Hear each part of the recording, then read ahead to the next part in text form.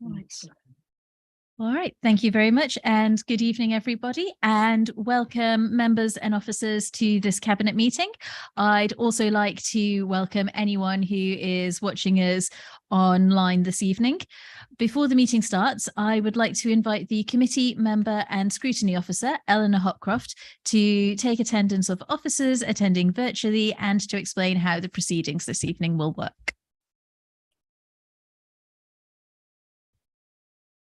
Good evening, everyone. I'm just going to do a quick roll call of the officers attending online to check they can hear and be heard. Do we have Anthony Roach? Okay, he's going to be a couple minutes late. Nigel Smith? Yes, present. Thank you. Ian Falstone? Good evening, present. Thank you. Martin Lawrence? Present, thank you. Thank you. And Anne Banner? Good evening, present. Thank you. Are there any other officers in attendance online tonight that I haven't called out? No. If a member wishes to speak, they should use the speak button located on the microphone unit. The microphone will light up green and the chair will be alerted for your request to speak. When the chair invites you to speak, your microphone will be made live and will turn red, at which point you can speak. When requested to vote, voting will be via the yes, no, abstain buttons on your microphone unit. Details of how members voted will be shown on the screens around the room and the result will be visible on the YouTube stream. Are there any questions? Okay, I'll hand back over to the chair. Thank you very much. Item number 1 is apologies for absence. I haven't received any apologies, and I can see that all my executive members are in fact present and accounted for this evening. So item number 2 is the minutes of our last meeting on the 13th of December 2022. These are the minutes from part 1 of that meeting, and I'd like to propose that we take as read and approve them as a true record of the minutes of the meeting of Cabinet held on the 13th of December 2022. Could I please have a seconder? Happy to second. Thank you very much. Any comments? Nope. In that case, can we move to the vote, please?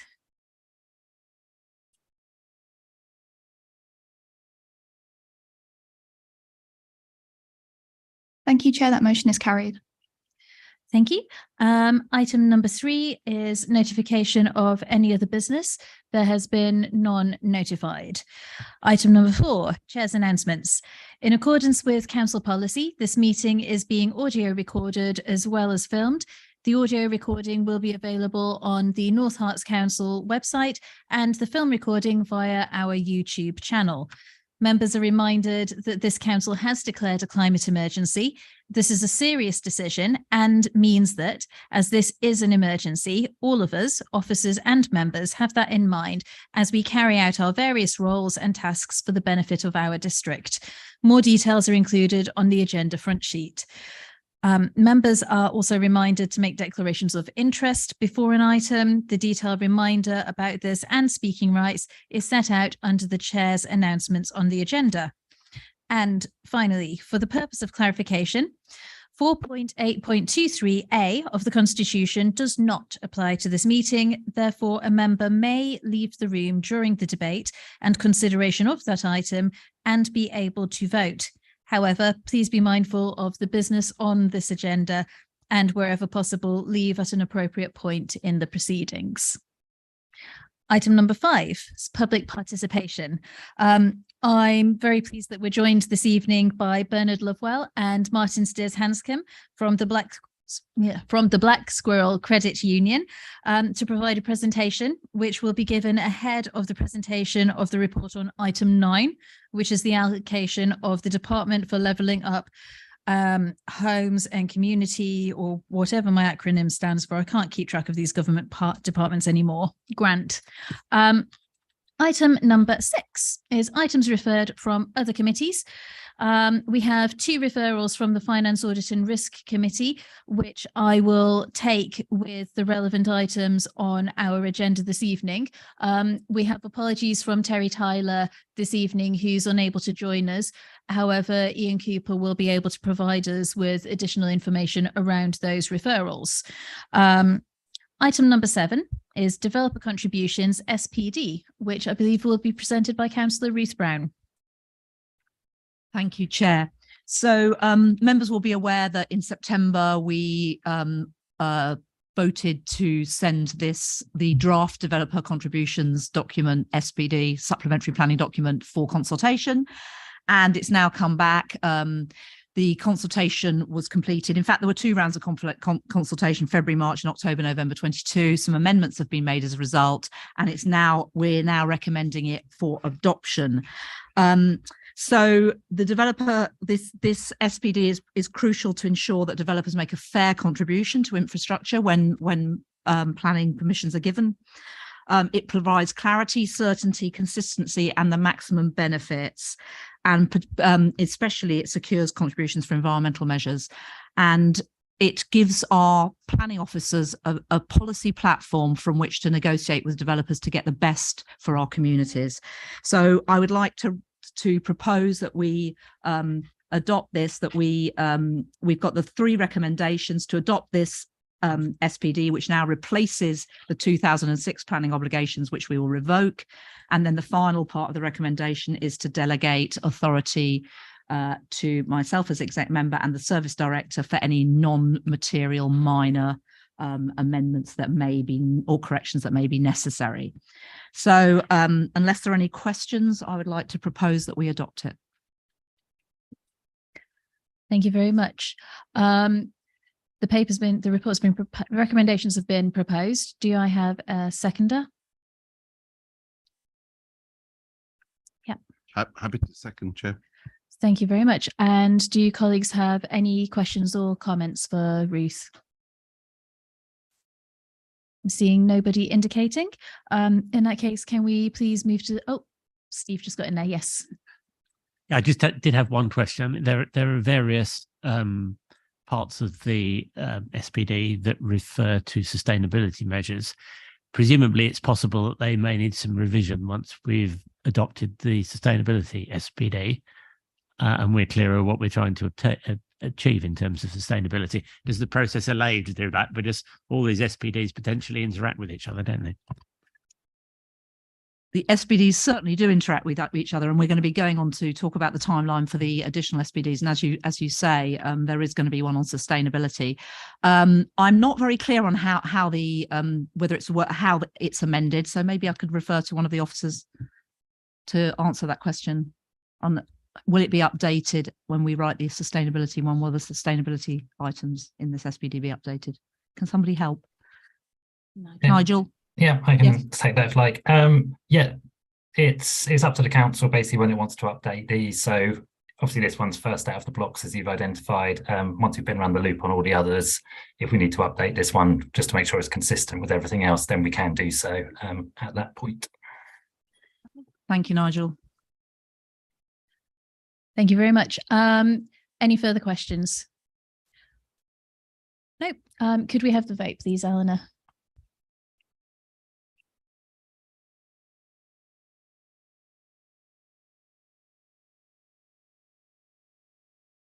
Chair, that motion is carried.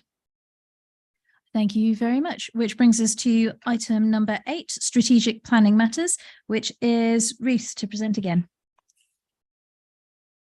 So this report is essentially an update on strategic planning matters, and it is for noting only.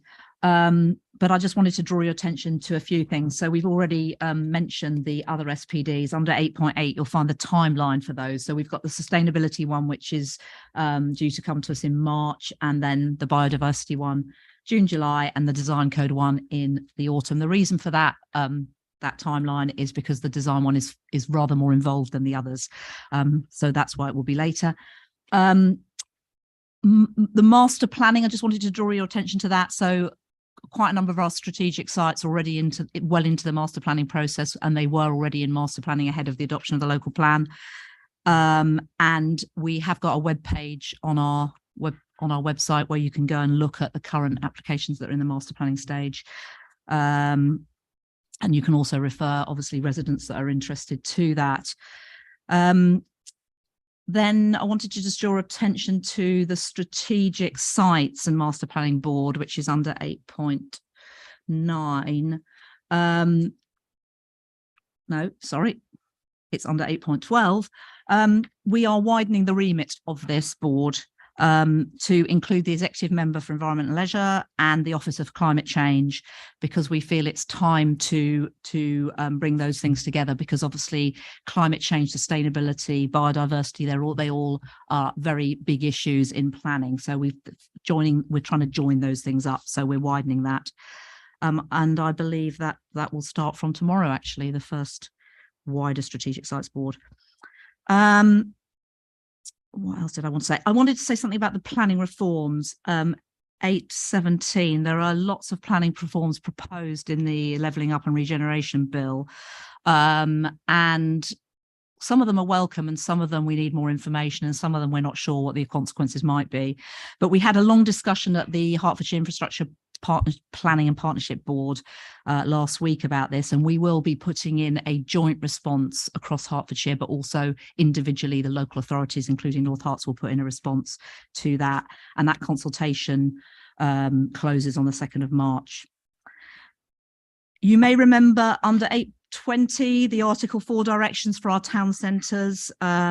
We voted to adopt that some time ago. It is going to be confirmed on the 13th of February, so it will then come into force. And finally, I just wanted to mention, two more things. 825, the LC WIP, so the local cycling and walking infrastructure plan. We have agreed that we're going to delay the adoption of this because there were some significant comments, particularly from the Nebworth area, and Herts County Council haven't had time to respond to those, and we think it's important that our residents feel listened to. So we are going to allow them time to respond. But because of the election period, that means it will be delayed from March to June. So it should come back to Cabinet in June. So I hope colleagues are in agreement with that and understand why we're doing that. But I think it's really important that our residents feel that their comments are taken into consideration, they feel listened to. And Herts County Council have confirmed that that won't risk us not being able to access funding, because the reason for having this plan is so that we're ready to go if they announce active travel funds and things like that. We've got projects that we can actually put forward for those. And then lastly, the EV charge points in the North Herts car parks, that tender has now closed and we're busy evaluating that. So hopefully we'll have an announcement soon about who our provider is going to be. Thank you. That's all I have to say. I'll take any questions. Thank you very much. Are there any questions for Rhys on this report? Amy. Thank you, Chair. If you're including the exec for environment and leisure under what was explained in 8.12, it also says waste and green space. Would that mean that you'd also be including the exec for recycling and waste in this master planning board? I think the current decision was not to. I can't remember what we discussed around that. Maybe Nigel can help me on this and what the rationale behind it was. But it's a very good question. So we obviously have to keep the board a reasonable size, not too large. But I see no reason to exclude people, but I can't remember what the rationale was. So Nigel, can you help me, please?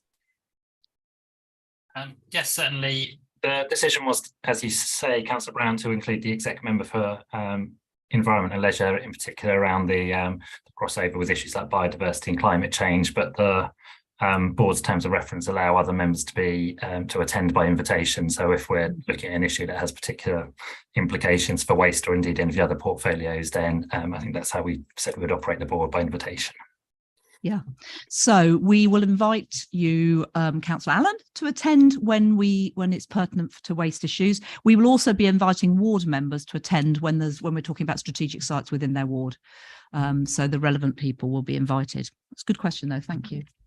No, thank you very much. And I think given the issues that we've had with waste collection, bin storage, sensible disposal options, etc., at a number of sites that have been built over the years across the district, it is really important that we make sure that we do include colleagues from waste when those discussions take place, so that we can ensure that we're capturing the innovations that are going to support our residents make the right and responsible choices that will then link into the environmental policies that we are pushing. So could we very much ensure that we do that, and we give relevant officers and members correct and adequate notice so that they can participate and provide their insights.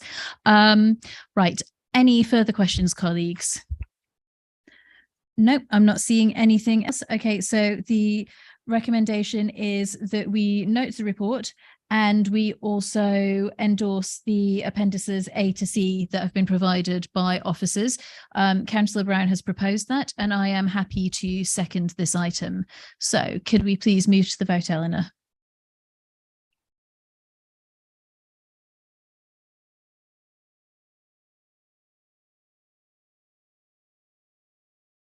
Thank you, Chair. That motion is carried. Thank you very much. And before I move on to item number 9, I'd like to invite former councillors Bernard Lovewell and Martin Steers Hanscom from the Black Squirrel Credit Union to present to us.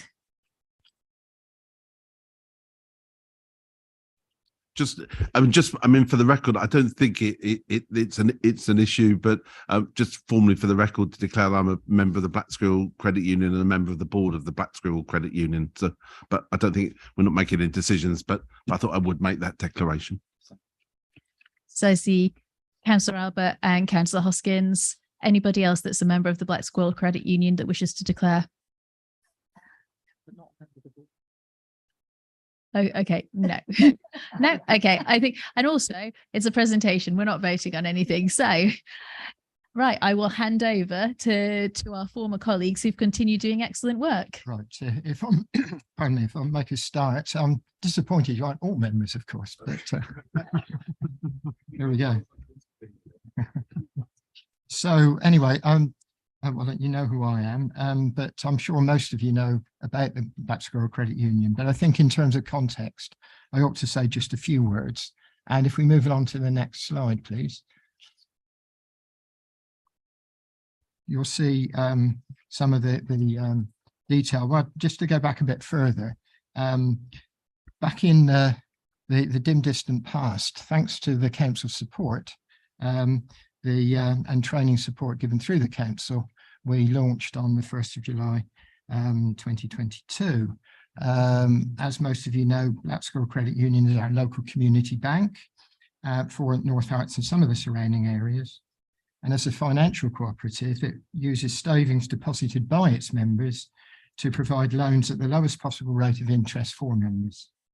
In other words, the community working together to support itself. As we've grown from small beginnings to a substantial business, we've been grateful for the support of officers and members in terms of how we've grown. So if we move on to the next slide, as you can see from the statistics, we are now a very successful credit union, using member shares to the maximum to provide affordable loans, which is particularly important as we support our most vulnerable members through the cost of living crisis. And for our members, and all our members are savers as well as many being borrowers, we have been able to pay a dividend every year. So moving on to the subject on the next item on your agenda, I'll pass over to Bernard to talk about the Homelessness Prevention Partnership that we've had for a number of years now with the council. Thank you, Martin. Good evening, everybody. It's amazing where the years go, isn't it? It was at my very first council meeting as a new councillor way back in 1999 that Martin came up to me, introduced himself and said, would you like to join the formation group of a credit union? And I said, what's a credit union? 24 years later, I know what a credit union is. It's been, it takes a good part of my life, and it's a marvellous organisation, and I thoroughly recommend it. It's just a shame there's only 2/5 of our cabinet members are members. But, 3/7. Thank you for the introduction, Martin. I just want to run through some figures regarding our partnership with North Herts Council. It was in 2010 that we formed our partnership with the council. I was executive member for Housing and Environmental Health then, and it was apparent that a lot of money was given as grants to help people out of homelessness. And I thought, well, if we did it by the way of loans, more money could be recycled, more people could be helped. And I stood aside. Martin, fortunately, wasn't a councillor then. And so Martin took over the negotiations with the council, and we formed this great partnership, crikey, 13 years ago now. And in that time, we've helped very, very many people out of homelessness and back into their own accommodation. You'll see on that particular slide that the numbers vary so much. We've gone in 2020 we did 50 loans. 2019 we did 49. This year, and it's the council's financial year I've done here. We've done just 7, and there's reasons for that. We're ready, willing, and able to do as many loans as the council can put our way, but there are reasons why those numbers fluctuate so much. So yes, we're looking to get those numbers back up again, and we're certainly able to do very many more. And next slide, please. The grant fund that we're provided with by the council provides the payments for those 3 items, really. Provisions for bad debt, obviously, not everybody pays in accordance with their agreement, and we have to raise provisions, and those provisions are in line with those percentages set down by the Prudential Regulation Authority. It starts at 35% of the loan after 3 months of arrears, goes up to 100% of the loan after 12 months. So those charges come out of the fund, and I'll come on to it in a minute. But as those people pay back, it goes back into the fund. We are paid an administration fee for operating the scheme, and that comes out of the funds, and legal fees. When we have to take legal action against borrowers, that also comes out of the fund. It goes against the particular member's loan, but that will be a charge against that fund. I've averaged the charge over the last 3 years. You'll see it's 27,000 a year on average over the last 3 years, and that has varied a lot. It's this current year, it's only been charged about £7,000, and one of the reasons for that is that we're successful in reclaiming quite a bit of money by the legal work we do, which I will again come on to in a moment.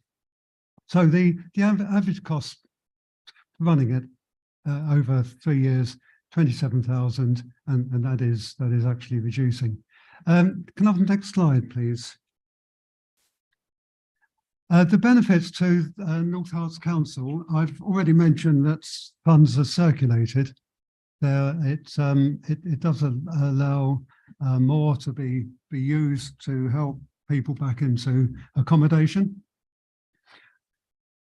We deal with all the administration. Once we take over once we're handed the case by the housing colleagues at the council, we take it all over. We agree the loan. We get all the documentation done. Everything is done from then on by us. A big advantage is number 3: loans arranged and payments made to landlords very quickly. We can move very quickly. One thing the pandemic has done actually is to make us slicker. Whereas people used to have to come to the office and sign papers, it's all done online now. And as long as the prospective borrower responds very quickly to the forms we send out, it can be done very quickly. We often on a Friday afternoon, it can be after lunchtime, we're asked to help somebody who wants to get into accommodation for the weekend. And we actually do that. We can get it all done, and the landlord's paid, and people into their own accommodation. And I suspect with the best will in the world, that would be difficult for the council to do, but we do it very quickly. The arrears work done by our own in-house team, we used to send all our legal work to other organisations, to debt collectors who charge you lots of money. They use their own solicitors, they charge lots of money.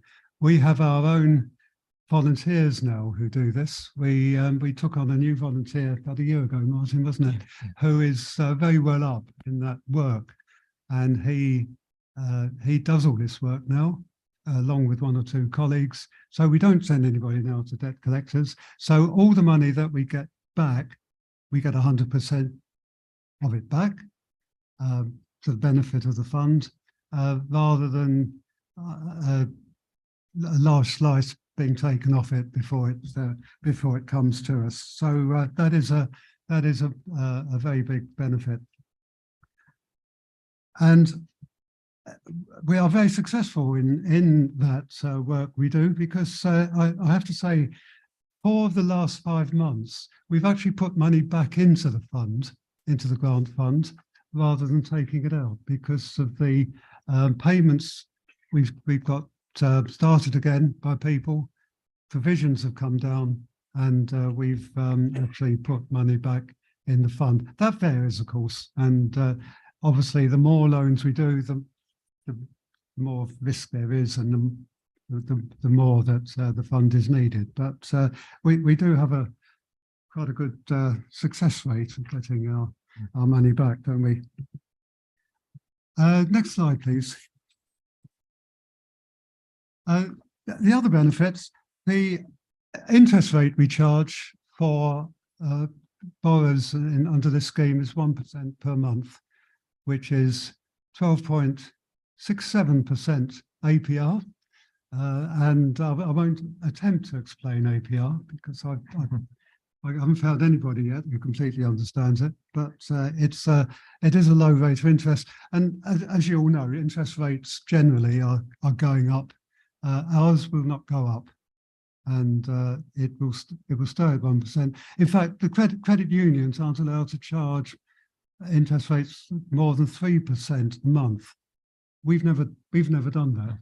We normally charge around 1.5% a month, but there are some credit unions who charge 3%. We've never done that. So under this scheme, it will stay at 1% a month. So it's an increasingly valuable rate of interest, really. Affordable repayment programs. Normally, we like repayments set over 2 years, but we're flexible with that depending on circumstances. Number 3 is very important.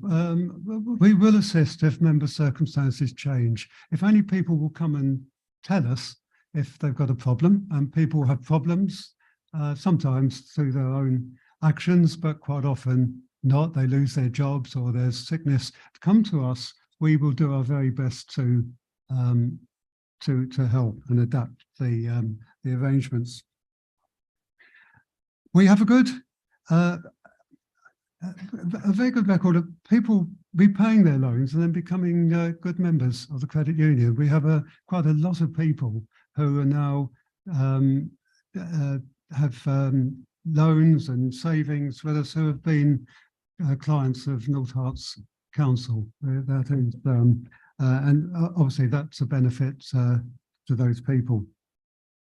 And finally, yes, it does help to support the credit union, which I know I've got I've got a vested interest here, because I volunteer for the credit union, but it is a great organisation for the people of North Herts, and we're growing, and we would like to grow even more. But from the council's point of view, it's been running for 13 years now. It's been very successful, and we're thank you very much for continuing this partnership, and people will continue to benefit, and we'll be very happy to continue with that. Yeah. Before we before we open up for questions, just a couple of points I want to make. First of all, like the board meetings, Bernard's mentioned the issues and the time we spend on those people who don't pay back their loans. I should say that 80–90% do, of course, pay back. It's the ones that we have trouble with that we do go out of our way to help. And I have to say, I'm extremely proud of the team in the office because they are right on top of people when they miss payments. We want to know why. And if people are in difficulties, then we seek to help in many different ways. As Bernard says, if people don't get in touch with us, they're the ones that end up maybe at the end of the day spending some time at His Majesty's pleasure. I have to remember it's him, not her now. But vast majority of people are become good members. And the second thing, of course, as you look at this scheme about preventing homelessness, that the scheme actually looks at people who present themselves to the council as homeless. And of course, we're glad to help them. But of course, indirectly, one of the reasons for homelessness is people get into unaffordable debt. And if they become good members, or if for those who are already members to the credit union, then indirectly we're also helping to prevent homelessness, which in terms of your discussions, I think is very important. So I think that's really all I want to say, except it's open for questions. Thank you, Chair. Thank you very much for a very excellent and insightful and informative presentation. Do colleagues have any questions for Martin and Bernard? Yes, Ian. It's probably a reminder as much as anything sort of for Bernard. When we obviously the loans that we make for that in that sort of that homelessness sort of partnership, and I think it is really welcome that long partnership now. What's the sort of average length of time of that loan over the years? Because obviously you mentioned there haven't been so many loans this year, but presumably so there will be continuing support and loans from ones that we've made in previous years. And are you able to sort of say anything, your reasons why you think there've been sort of fewer sort of cases that have come to you this time? Is there anything more that we as because our housing team do a fantastic job, but is there anything more you think we should be doing as a council on that? Thank you, Chairman. Yes, I know myself what an excellent job the housing team do. It's fantastic. I know Martin Lawrence is with us this evening, and probably he could give you more insight into that. But I think there's a number of reasons. There's I think often a dearth of rented property. I know we see more cases going out of the district to other areas. I think that is one of the. I think there's demand. I don't think, unfortunately, I think we'd all love to see demand falling, but I don't think it is. But I think there's all sorts of reasons why we're not getting the number of cases through. And as you saw from the figures, it does vary from year to year. But I wonder if Martin could. I could ask Martin to answer that. Martin Lawrence. Martin Lawrence, that is. Yes, sorry, too many Martins. Yeah, good evening, everyone. Just in terms of the numbers, I mean, first of all, I just want to echo the positivity with the partnership. Has been really productive. And as Bernard and Martin have said, the responsiveness has been exceptional, sometimes making payments within minutes, which actually secures a property and mitigates against the risk of losing the property. So it's been a really fruitful partnership. In terms of the fluctuating numbers, it is a little bit difficult to put your finger on it. In general terms, there's been other government funding pots, certainly in recent years, and some attached to the COVID pandemic. And so we've looked at those sort of sources to help people before going to loans, because the availability has been much higher of funding to help alleviate and relieve and prevent homelessness. I think the private rented sector, as Bernard's mentioned, is really unpredictable. The census figures are starting to emerge from 2021. Apparently, it's about 15% of those who've responded under the census say they're privately rent. So it's still quite a small proportion of the district, to be honest, in terms of the different housing tenures. And it's really expensive and difficult to access. And when the council are involved, unfortunately, there's an element of stigma. And as Bernard's just said, in order to make it stack up, quite often people need to look across the border at Luton and Stevenage, where accommodation is slightly cheaper, and going into Bedfordshire as well, central Bedfordshire. And so I think there's an element also of the team perhaps being a little bit reactive rather than proactive, which therefore influences the number of loans that we're able to support, because we're reacting to a situation rather than proactively trying to push options that solve a problem, if you like, before it arises. So that's been an element certainly over recent years. And the affordability, I think last year the numbers were in single figures. I think loans aren't always appropriate. It's a really valuable tool for some, but not everyone can afford a loan. Some people come to us already heavily laden with debt, and we can't put them forward for loans. You know, it's not appropriate. So it's a really valuable option, but one that we want to support going forward, because I think we need to publicise more the availability of this service, and we can talk to Bernard and Martin about how we do that another time. I think the private rented sector, despite all the misgivings I've mentioned, is still a valuable option. However, it's going to be more expensive going forward, and we need to look at perhaps larger amounts to make it work for some people. And the cost of living crisis is going to create some really challenging financial challenges for families, and that's going to result in rent arrears, or kind of like other debts, could even be mortgages at some point. So again, there is a place. It's not appropriate for everyone, but certainly it's something we want to support going forward. It is another option in the toolbox, if you like. Thanks. Okay, thank you very much. Does anybody else have any further questions? Sean. Yes, Sean does on my screen. Not a question, but a comment. Thank you for providing an excellent overview of your service. It's invaluable. Having worked in housing previously, I know how valuable your service is. Just those figures, I can see obviously it's quite low at the moment, but what that tells me is you do help a large chunk of our residents. And it's clear to me that the 2 years, where I think it's 48 and 50, something like that, were over the COVID years. So when there's a crisis, you're there to step in and help and support people. And I'm going to hazard a guess that with the cost of living crisis, that number's probably going to rise, and you're probably going to be an even more invaluable service to the residents of our district. So thank you. Right. Thank you very much. And I think we can quite happily minute our thanks to Bernard and Martin, not just for this presentation, but for the work that they have done and that they're continuing to do. And I think Martin Lawrence obviously has made that offer that we will continue to work with you. We'll do more to promote it.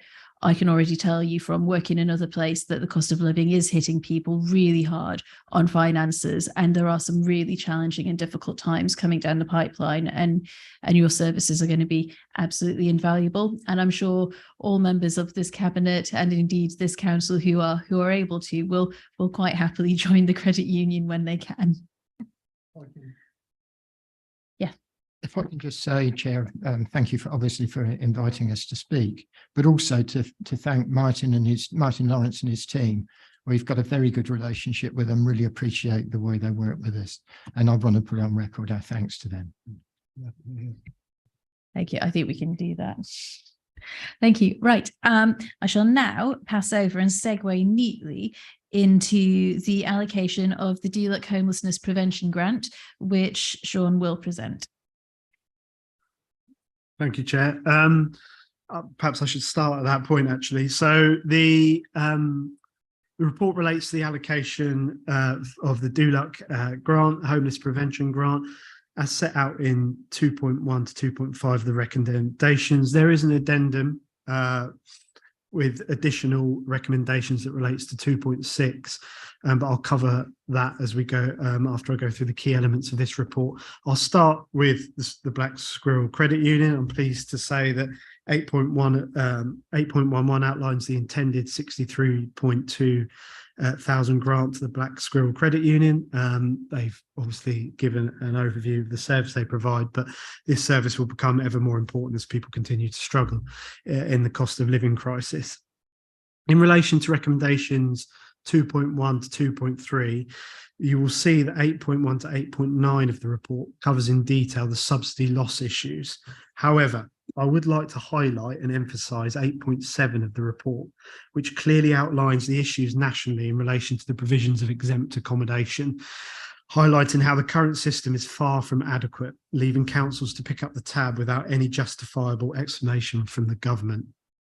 You will also note the large amount of subsidy loss in relation to hotels. Thankfully, as outlined in 8.14 of the report, it has been confirmed that the council can use a higher subsidy rate, which increases the rate reclaimable from the DWP. This also highlights the importance of the council not becoming over-reliant on using hotels for homeless people. However, this can only be achieved where we have adequate supported homeless accommodation in place. 8.12 outlines the intended £6,800 grant to the Herts County Council Crash Pad scheme, which provides vital emergency short-term homeless accommodation for young people aged 16 to 17. Again, this is sadly likely to become more of an issue with the cost of living crisis as families struggle with mounting pressures. 8.13 of the report outlines the intended £80,000 grant to Beam. They are a social enterprise that supports people who are or may be at risk of homelessness into private rented accommodation and aims to provide them with employment opportunities. It is worth noting the incredibly high success rates that they have with their clients, both in terms of sustaining a tenancy and also helping people to employment. Now coming on to the Local Housing Authority Fund. Cabinet will have read the addendum that relates to 8.16 of the report in relation to the Local Authority Housing Fund. As you will see, a lot of work has gone into exploring how we may be able to make this work, and I would like to thank all the officers involved in this for their hard work. After exploring various options, there are numerous difficulties in providing the main element of this scheme. The difficulties are clearly highlighted in 8.22 of the report. It is extremely regrettable that the timescales provided by the government are wholly unrealistic, and they would be challenging for most local authorities, but even more so for a non-stock holding authority, not to mention the serious concerns to them of the financial viability of the main scheme. However, I would like to invite the Managing Director to provide a verbal update to Cabinet on what has happened since the publishing of the addendum. Thank you, Councillor. So, yes, as has just been explained, even after the publication of the addendum report on Friday, we have continued to work hard to try to find ways to make this scheme potentially work in some way or form.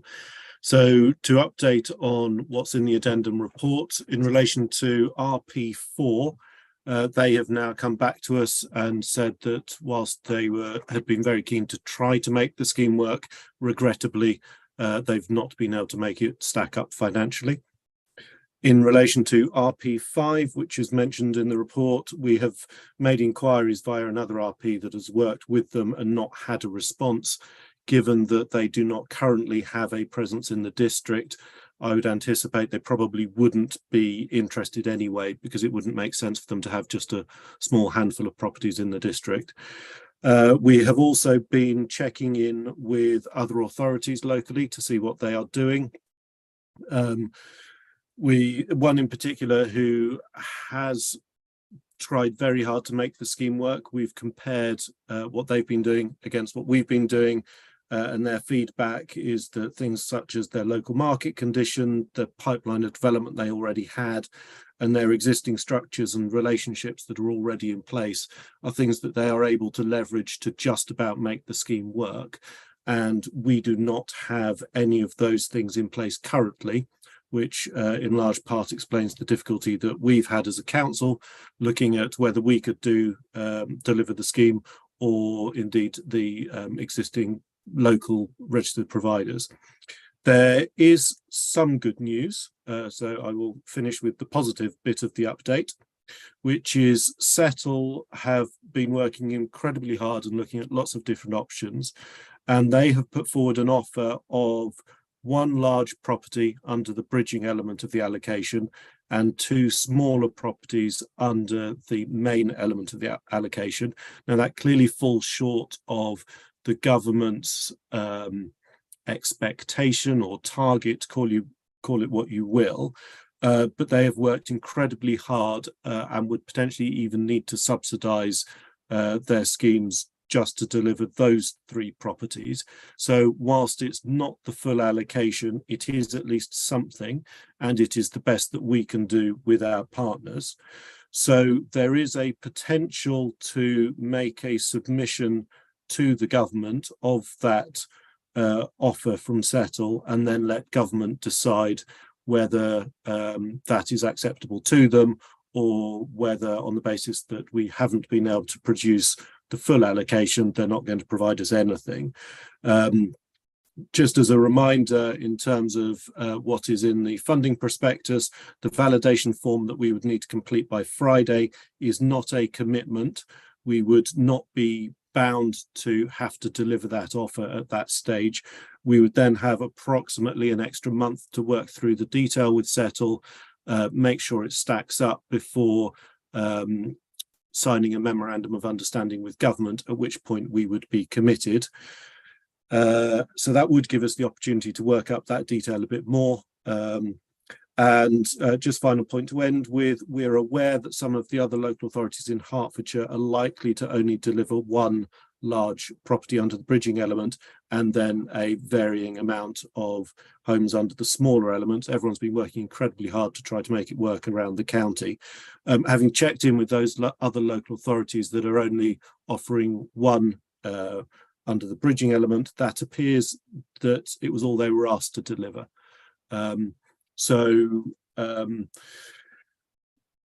Don't know what the government's response to us potentially offering one of the two is going to be, but I think on balance, probably better to offer something and then see what the response is. More than happy to answer any questions on either the addendum report or anything from that verbal update. Thank you, Chair.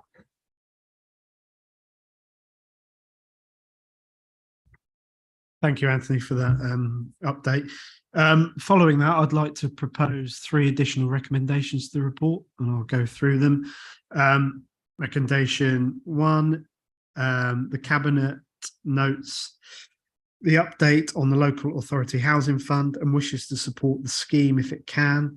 Therefore, as Settle has indicated that it is able to provide one larger property and 2 smaller properties. If that is at social rent, the council would submit this validation form seeking to pursue that opportunity. Second recommendation, the Cabinet requests that officers feedback to government the difficulties with the scheme, which have prevented the council taking up the full allocation.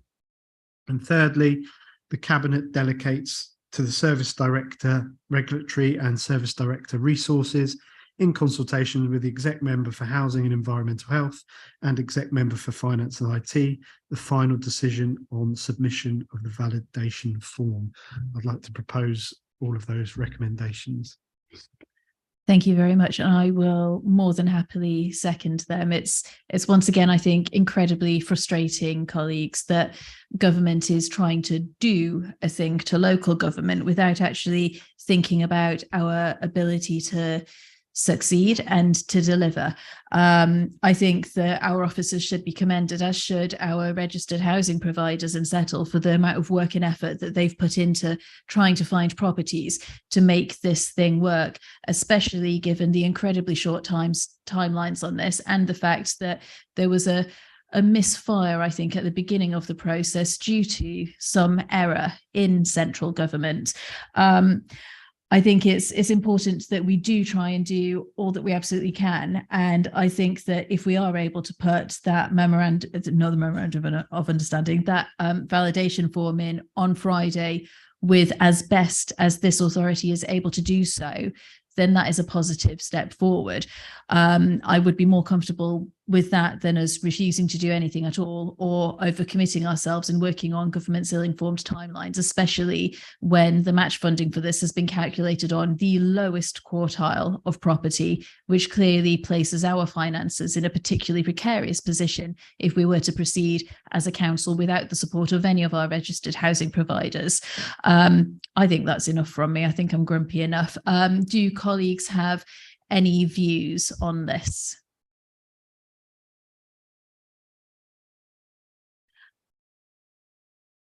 Can see Ruth's finger itching. Are you going to go? Yes, Ruth. Well, I thoroughly support what has just been said. I think we should try and make it work. We should do what we can. We've got an offer from Settle, and we should do our best to put that into the validation form. And if it's not accepted, then it's not accepted. But it is a frustrating situation because we'd love to increase our housing provision, wouldn't we? And we'd love to support these people that need housing. So Afghans and it's Afghans and Ukrainians, isn't it? That this scheme is particularly for, and to provide additional housing, particularly as we have such a big housing waiting list. So, yeah, I fully support that proposal.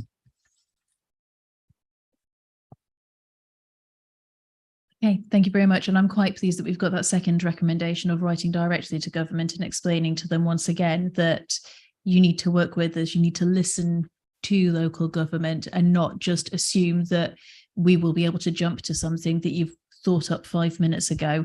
Right. I don't see anybody else wishing to speak on this. So could we please have the vote, Eleanor? I think I will take all of the recommendations together as one vote. Oh, Ian. That gives me a little bit of difficulty, Chair. I think for the reason I declared earlier on as a member, but more particularly a board member of the Black Squirrel Credit Union, obviously seek the monitoring officer's guidance, it would be inappropriate to vote on recommendation 2.4 in the paper, which allocates money to the Black Squirrel Credit Union. I think I'm able to vote on the other recommendations, but not on 2.4, but obviously happy to take the monitoring officer's guidance on that.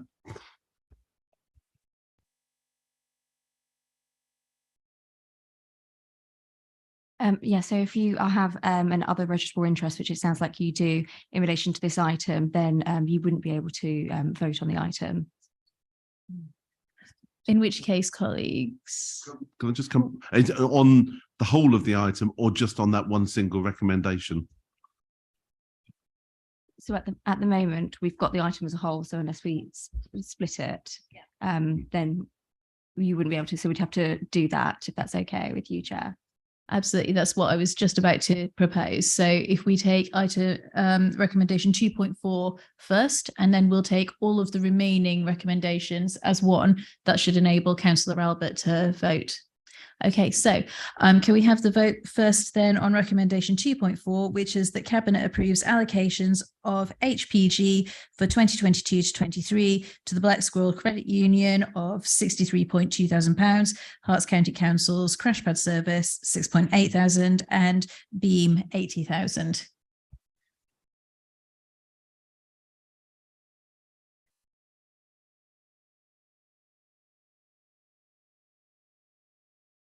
Thank you, Chair. That motion is carried. Thank you very much. I also forgot Councillor Hoskins, who had a declarable interest on that one. No, thank you very much. And could we have the vote now on all of the remaining recommendations, including those proposed by Councillor Prendergast?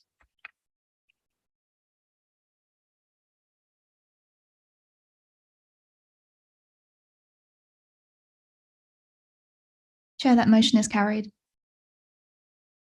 Thank you very much. Right. And that brings us on to item number 10, the revenue budget for 2023 to 2024. Councillor Albert to present. Cheers. Thanks, Chair. And there's also I don't know whether you want to take, or Mr. Cooper wants to pick up the referral from FAR at this stage, or perhaps take that first. If you're happy to give that first, I'll take it. Thank you, Chair. As you said earlier, Councillor Tyler isn't able to be here tonight, so as well as the meeting, I'll provide the referral. The FAR committee considered this item at their meeting last week. At the meeting, they asked a number of questions focusing on the various aspects of the report. They're particularly interested in how the general fund minimum balance was calculated. Quite a few questions on that. And also the various budget risks, including the impact of contract renewals. But following the response to those questions, they were happy to recommend this budget report onto you to refer onto cabinet, sorry, onto council, sorry. Thank you very much. I'll pass over to Councillor Albert to present. Cheers, thanks, Chair, and I think colleagues will be pleased that I'm going to be brief this evening. Relatively brief. The report brings together all the various elements for setting a budget for 23-24, and will be referred on to council in February. A lot of the details to ensure we're meeting the requirement to set a balanced budget, and then obviously includes a commentary from Service Director for Resources as the council's Chief Finance Officer. I think it'd be fair to say overall the settlement for government was better than we'd forecast, but I think it's important to stress here that better is still below inflation, and that impacts upon us as a council, let alone obviously more importantly our residents outside. However, the impact of the changes to savings and investments as per paragraph 8.24 and finalising the impact of inflation on our contracts has essentially offset that when looking forward to the medium term. In the shorter term, the council is in a better position than forecast, which means we'll use less of our reserves. Our use of reserves will be less. This supports the approach of waiting for more funding certainty and for the cost of living crisis to subside before we need to start delivering significant savings. But I think it is important to stress to Cabinet here this evening that on current forecast, there is still a need there to deliver annual savings of around 2.5 million, and that is something we will need to address in future. As detailed in the section starting at 8.27, there are a number of uncertainties that may affect the level and indeed or the timing of those savings. And for example, there is a new pay claim received today for 23-24 from our trade unions, which are asking for a claim for 23-24 of 12.7%. So these are the factors that we'll need obviously to take into account as we move forward. Unfortunately, as detailed in paragraph 8.22, it remains sensible to set aside a central budget for the ongoing impacts of COVID-19, although this has been reduced to 450,000. This will need to be reviewed next year as to whether a permanent budget adjustment will be necessary. As was set out in the December report, it's necessary for us to increase council tax by 2.99%. This gives us the best chance of being able to maintain our services in the medium term. And I think we do this, as always, with reluctance, but I think we also need obviously to send a message out there, because I've heard in this chamber much about pay more and get less. I think what we do know on this council is actually we protect key services. And I think it's also worth noting that I think every council in the district, across the county, pretty much, including all the Conservative controlled councils, will be taking advantage of that additional increase that government has set aside and expects us to make of the 2.99% in the coming financial year. But indeed, that percentage, I mean, what is a £7.50 increase to council tax, still a lot for our residents, compared to the 15% asked for by the £15, 7% increase asked for by the police commissioner. Now, the police commissioner talks a lot about police numbers increasing. Proudly, he does. It's interesting to note that only just recently that the police numbers have just managed to increase to 2007 levels, by which time I think there was probably a different government. And it's also worth noting that our colleagues at the county level will be asking for an extra £76.31 of council tax, 10 times the amount that we are asking. And obviously, you are indeed paying more there. And indeed, I think if you look at the state of our roads, I think the state, and sadly, of education, but also I think more importantly, and I noted from Councillor Jarvis today, the lack of EV points that the county council are setting aside. You are indeed getting very much less from the county council. Now, as well as obviously continuing our work on areas where we might be able to make savings in the medium term during 23-24, we'll also review our capital programme. The report set out there are significant revenue impacts arising from our forecast capital spend. But overall, the budget proposed is prudent, affordable, and therefore I seek that we should recommend that to council. But I do have one additional recommendation that we will take to full council, and this recommendation is that we would to create for 1 year a community wealth fund of £100,000 to support our local community groups. Now, I would envisage that this pot would be very much for our community to invest in itself. Something indeed that I think would be actually looking for projects that would be of a wider community benefit, that go beyond their own group and would be distinct from area committee grants. And it will give, and I think be able to actually make genuine investment in our wider community. But also I think it's important here to make sure that there is a return on investment and we are actually delivering a measurable monetary or social value from this. So I commend to council and to cabinet the recommendations in front of you, and indeed that additional recommendation there.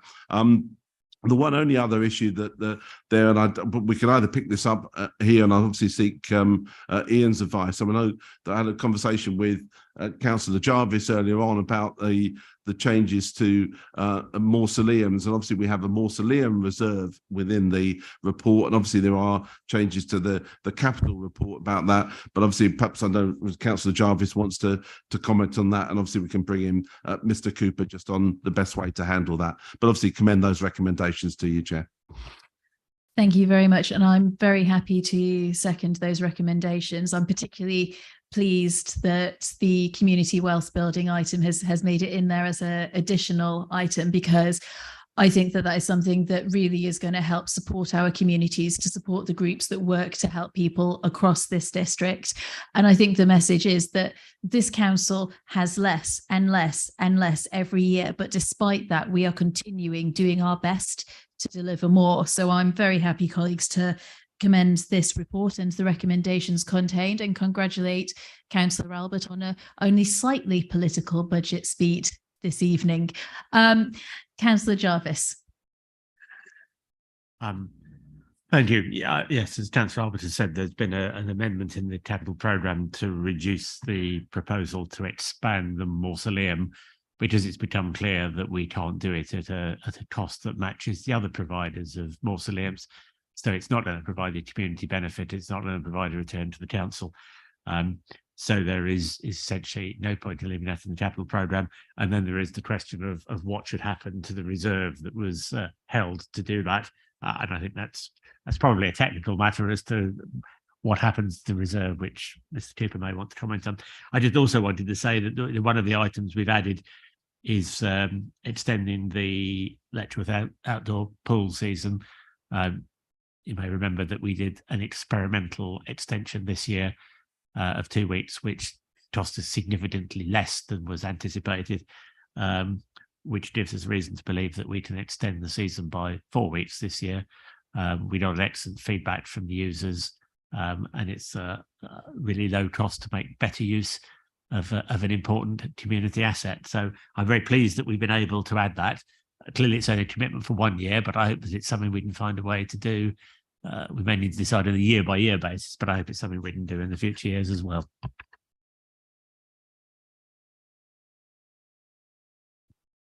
Thank you. In response to that mausoleum item, I was made aware of that after these two reports were written. This and the following report, I think, has 3 knock-on impacts in terms of reports. We will reduce the saving in future years, because we're having a saving we put in previous years around the additional income, so we'll take that out. We'll remove the capital line in relation to the building of the mausoleum, the new one, And the third one will be we'll release the specific reserve for the mausoleum back into general fund reserve, which puts it back in the general funds, which makes it more available for more general purposes. Excellent. Thank you very much. Does anybody else have any questions or comments on the budget item? Nope. Right. In that case, could you please take us to the vote, Eleanor?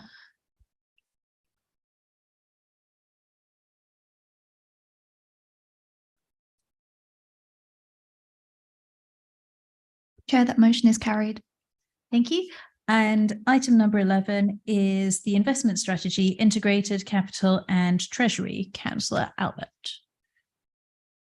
Again, probably do you want to get Mr. Cooper to pick up the FAR referral? Just being boring. If Ian wants to go first, he can go first, or if other Ian wants to go first, he can go first. It matters not to me. Thank you. So again, this is considered the meeting last week of the Finance Audit and Risk Committee. Again, lots of questions being asked, which is always nice, and focus on sort of all different aspects of the report. And I was pleased to note to the committee that there was a section in the investment strategy around where possible and where available, we would seek to invest in green and ESG investments, where they sort of provide a commensurate rate of return. They did, which is good of them to keep me on my toes. Spot a difference between the investment strategy report and the budget report. I did confirm to them that it was just a presentational issue around how numbers are presented and there was no bottom line impact. But I did commit that in terms of the council reports, and aware that there might be other changes to the overall report in the meantime, that I would commit that by the time I got the council version, I would update that table to fully reflect the numbers from the reports. There's no discrepancy. But with that reassurance, they were happy to recommend the investment strategy onto you and recommend you approve it for council. Excellent. Let's hear about this recommendation that they've made to us then. Councillor Albert. Cheers, thanks. And the report, say, brings together our capital programme and treasury management plans together to form an investment strategy. Most of the details in the appendix, but just to give a very brief summary of the report, just to point out first of all that there was the typo in paragraph 5.1 that was in relation to the CCTV camera investment, and that should read 0.15 million rather than 0.015 million. That would be rather not too many cameras for that. The numbers are, however, are correct in all the workings and in the appendix. As referred to in the last report, we should note that the capital spend has a revenue impact in terms of the minimum revenue provision, the MRP, and lost investment interest. Hence the need to keep the capital programme under review. The main change to highlight is to the sovereign credit limits that will be applied to non-UK investments. This will allow greater diversification of our investments, but will also be accompanied by other governmental and societal checks on those countries too. And as I think also to stress that point that Ian Cooper's just made in relation to our investments, looking at making sure that there is strong green and ESG criteria attached to them. Following our discussion about the LHF earlier, even if we're planning to pass any grant funding straight through to another party, we should add it to our capital programme. Therefore, there is likely to be a need to amend that capital programme in advance of it being considered by council, and this will be reflected as needed in that final report. And in relation to the area identified FAR, it's been confirmed by the Service Director Resources that it was, say, as he mentioned earlier, presentational difference with no material impact. The report and appendix will be updated in advance to reflect this and any other changes, such as the LHF one, the mausoleum that we touched on, in advance of the council meeting. Happy to move these recommendations. Thank you very much. I'm going to let somebody else have an opportunity to second. Would anybody like to second this report? Yes, I see Councillor Allen seconding. Any comments or questions for Ian and Ian? No. Going once? I'm not going to bother. Okay, great. Right, could we move to the vote, please, Eleanor?